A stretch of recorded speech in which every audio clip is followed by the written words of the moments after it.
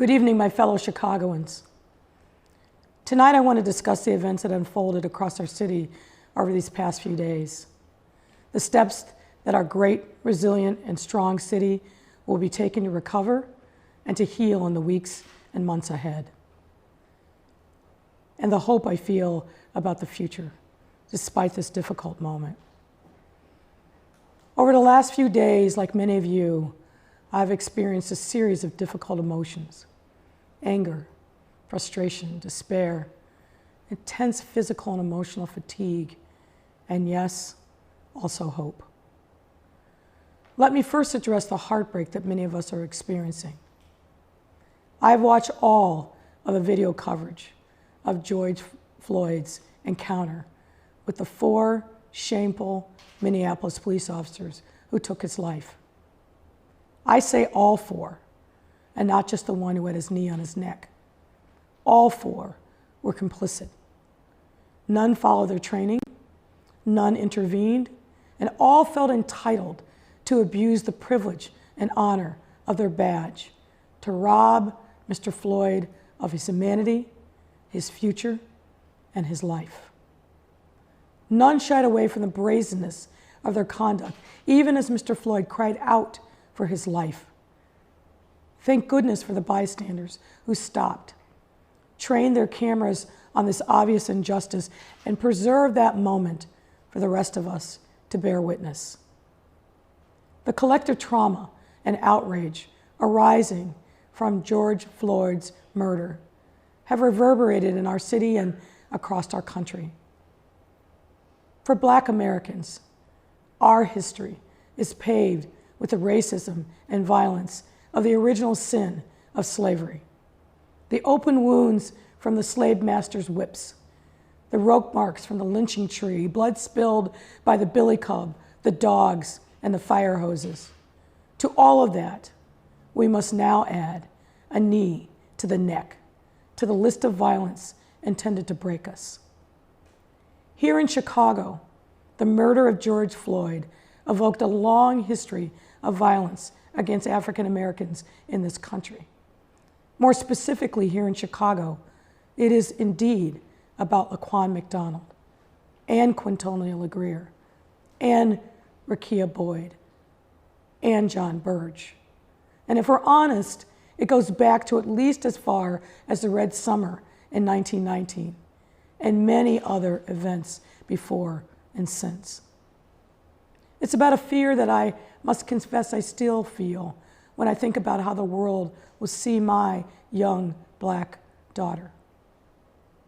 It is for that very reason that I stand with those who are sick and tired of the lack of fundamental change. Change that results in the respect, dignity, and freedom that Black people deserve and demand in this country. To the thousands of people here in Chicago and across the country who engaged in peaceful, nonviolent protests for change, I stand with you. To those who have come out to express our shared righteous indignation in ways that give honor to Mr. Floyd and are consistent with the life and legacy of Mahatma Gandhi, the Reverend Dr. Martin Luther King, and so many others who believe in the power of nonviolent social change, I stand with you. However, I must draw a sharp line between the righteous and the wrong, between the hopeful and the cynical.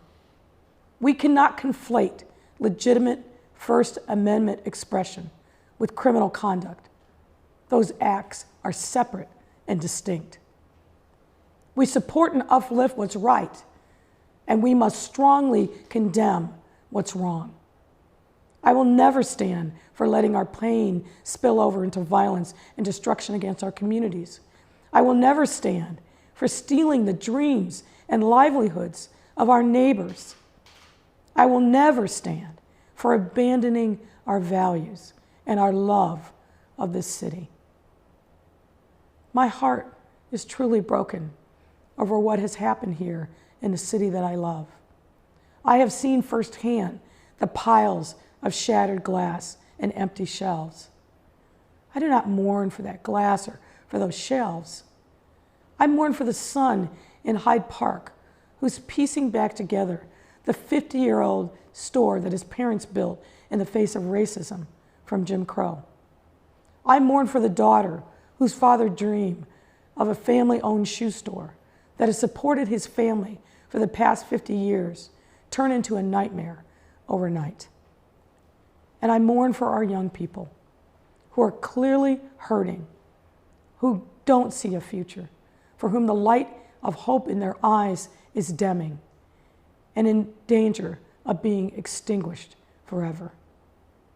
My resolve is certain and clear.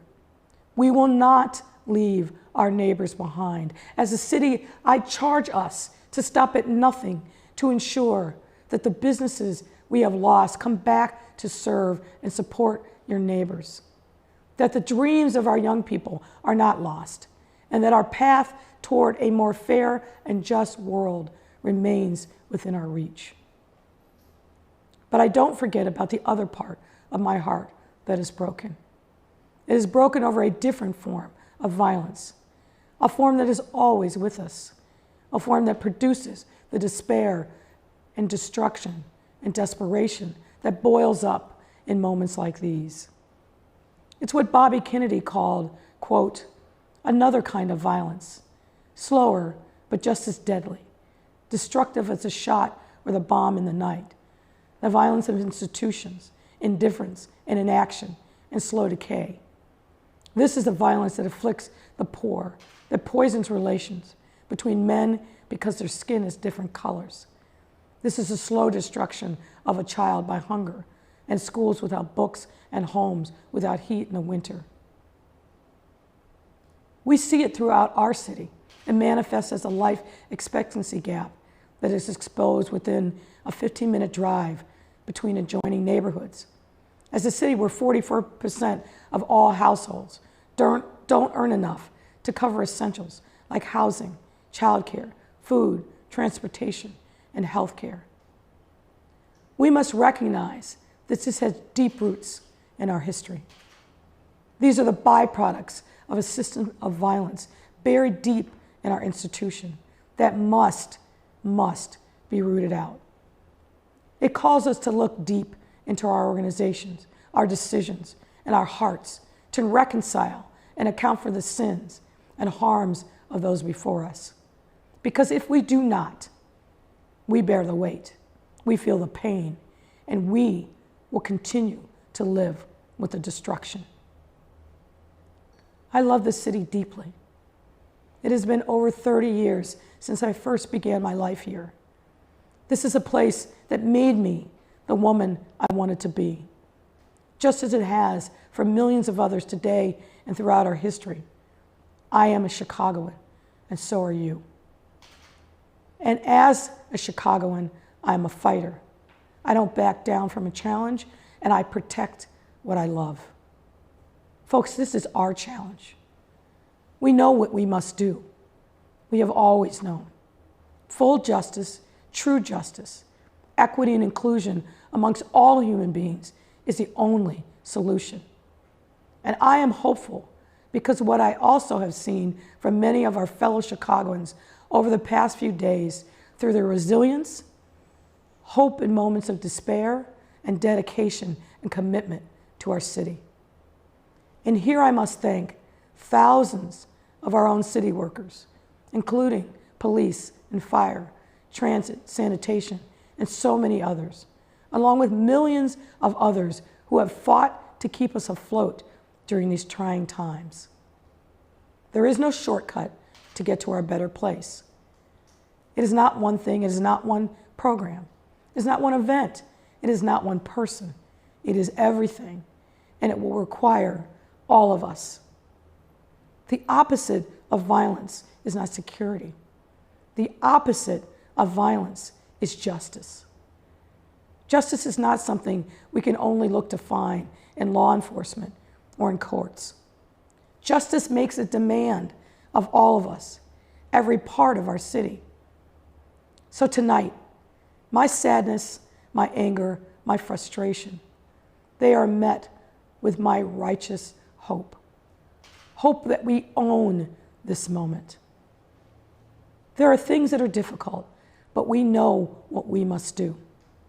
It is our role as elected officials to roll up our sleeves and work in service of our communities, regardless of whether we created the problem or not. On May 10th, 2018, over 2 years ago, when I presented myself to you, the residents and the voters of Chicago, as a candidate for mayor, I spoke then and I remain committed now to equity and inclusion.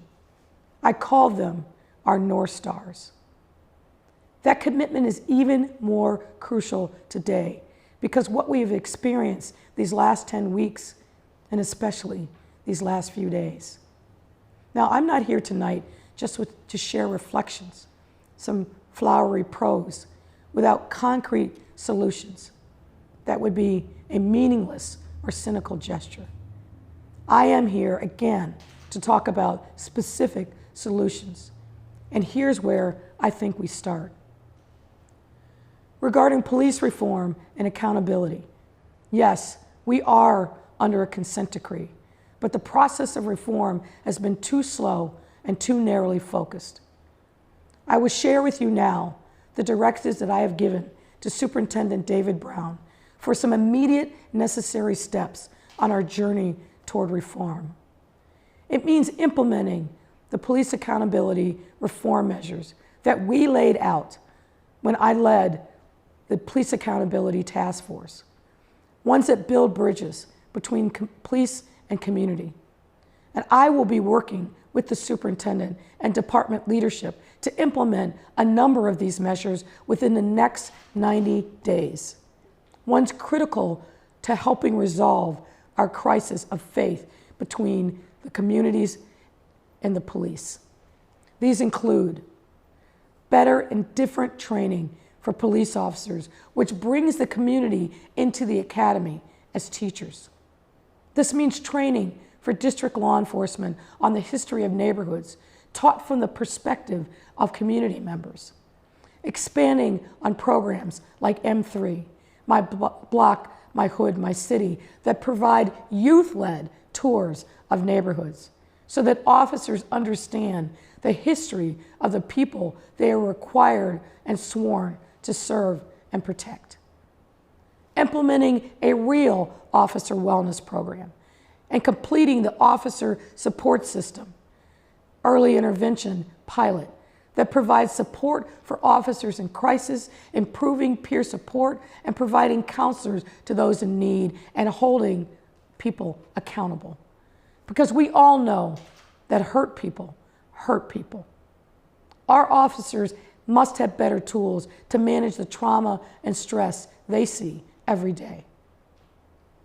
This means mandating crisis intervention and procedural justice training for all officers, providing real tools for officers and community members to de-escalate challenging situations, establishing a new recruit program on police-community relations and community policing with views from the community about what works.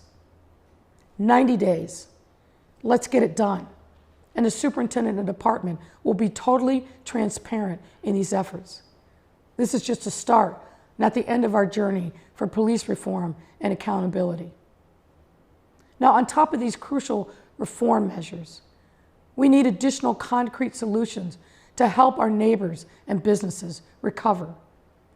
That means a fund for small businesses that have been hit recently, but have always been neglected. So we will continue working to support a $10 million grant fund for these businesses. We will immediately set up this new fund for businesses that have been hit hard, but have been neglected. We will start with $10 million in city funds and invite others from the private sector and philanthropy to join us in this work. The funds will be provided citywide with an equity weighting that focuses on the south and the west sides and businesses that have been most affected over the last few days. It also means that I will use every tool at my disposal to push insurance companies to do the right thing by their business customers. We are continuing to push and will soon have an announcement on insurance support for businesses. Now is the time to cut through red tape. Stop hiding behind small print. Get your adjusters out in the neighborhoods and start cutting checks. And it means comprehensive investment in mental health resources and healthcare. Just days ago, as I recently announced, this includes $1.2 million in funding at the community-based level to expand access for our residents experiencing serious mental illness, and investment in a telemedicine platform to increase access, and a website dedicated to wellness and self-care open to all Chicagoans. These resources are available for free. Please take advantage of them. I also want to speak to our young people in this moment. I want you to know that we see and hear you. I know that you are concerned and hurt and angry and traumatized as well as we all are. But my ask of you is this: be the example for us adults in the way that you are with each other. Be examples in the way that you process the hurt and the fear that you're experiencing. Be leaders for us and stand up and lift up your voices. And for us adults, I say this all the time, and it bears repeating now. Our children are watching. My hope is that they see us standing up in this moment and standing tall, because we need to be them for them now more than ever. Even in this difficult and scary time, we need to wrap our arms around them with love and support. So folks, we will clean up these broken windows, but we can't stop there. We must also repair and clean up our broken systems. Not just by ending the violence that we've seen here, but reimagining our city and what our city means and must mean for every neighborhood, in every community, in every individual. Because as we repair this damage, as we mend these broken windows, and we clean our streets, we also have an opportunity to ensure that we do the same for those wounds that are not immediately visible, for the harm that has been done over many generations, and for the cracks in our society that we've ignored for far too long. We can do this, and we will do this. This is a start, not an end. Much more needs to be done. But I am committed, and I hope you will be with me on this necessary journey of our lifetime. That is a dream that we must fulfill. That is a task now in our hands.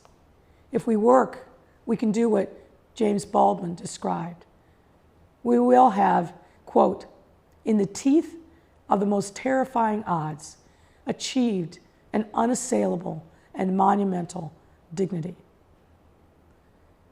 My brothers and sisters, even in the midst of our broken hearts for our brother George, who was ruthlessly taken away, and so many here in our city, before and after, the names that we all know well, we need to remember and cherish our great strength. That is, of course, our diversity. 77 neighborhoods strong, each unique and beautiful. 140 plus languages spoken, but we all speak in unison. We hail from different backgrounds, we worship different gods, but we are all united as Chicagoans. We cannot fail. We will not fail. We will not be distracted by those who are not pure of heart and mind. They are not us, and we are not them. We will and we must be united around a singular vision that we rise and fall together. If there is to be an uprising, let it be for peace. I call on all people of goodwill, young, old, black, brown, white, Asian, from all faith traditions, to rise up with me for peace. Stand for peace. Thank you. God bless you, and God bless this great city of Chicago.